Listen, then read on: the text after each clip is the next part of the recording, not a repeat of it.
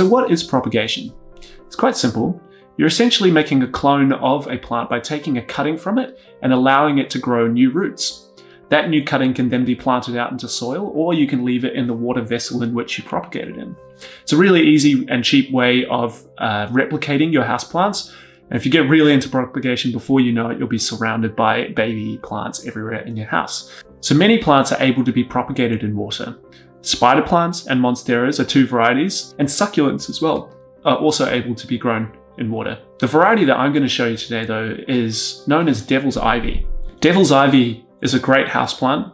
It looks beautiful, it grows into these long vines, and it's a really great plant for propagation.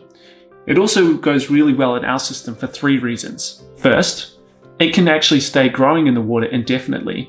If you decide that you don't want to repot your cutting, you can leave it in the system and it will add extra greenery and just keep growing out of the tank in a really beautiful way. Which leads to the second benefit. As devil's ivy is a kind of vine growing plant, as it grows from the system, you can wrap it around your light arm, and that will look really awesome. It will just add an extra layer of greenery to your setup and just kind of make the whole thing even more natural and ecosystem-like. And the third benefit of propagating in the system is that if you do leave the plant in there, it just continues to add to the biofiltration of this system. We actually use these in our larger farm walls. We have them sitting on top, and they assist with the biofiltration of the system, which increases the yield of the plants, increases the happiness of the fish, and the effectiveness of the ecosystem overall. All right, so here we are with our devil's ivy. To propagate this plant, there's only 2 steps really. First, we make our cuttings, and second, we add them to the tank. Couldn't be simpler. But there's just one thing to keep in mind when we're making our cuttings. Devil's ivy, like many plants, has little nodes growing up the main stem. These are where the roots are most likely to grow out from when you make a cutting. So it's important that we leave a node at the base of each cutting that we make. To do that, we just cut on either side. So for this plant here, I'm going to be able to make 2 cuttings. I'm going to cut here, and I'm going to cut here.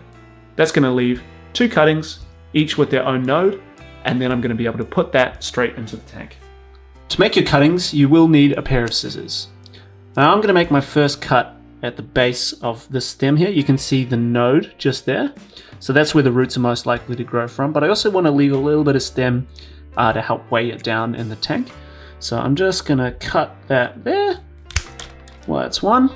All right, so I did say I was going to make 2 cuttings, but I changed my mind. I'm going to leave this one just so that this plant can keep growing. But I have here my first cutting, which I'm going to put into the tank. So it's got a pretty short stem, but it does have that little node. So this is going to grow perfectly over the next couple of months.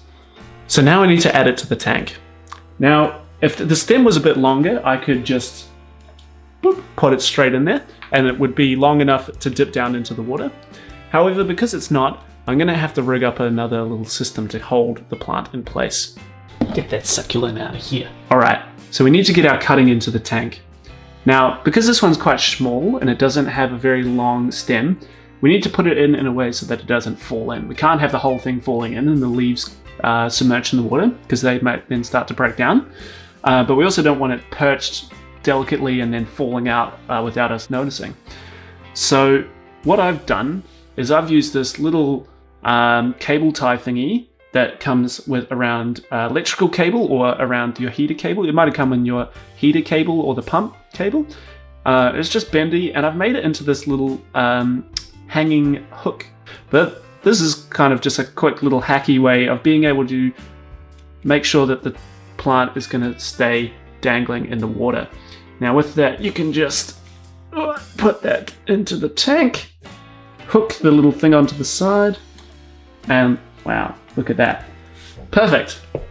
Cool, and that's it. That's how you propagate devil's ivy in your system at home. Like I said, you can do this with other plants, but the cool thing about devil's ivy is as it grows, you can wrap it around the light arm for quite a cool looking appearance. That's all for this video. Thanks heaps, and until next time, see you later.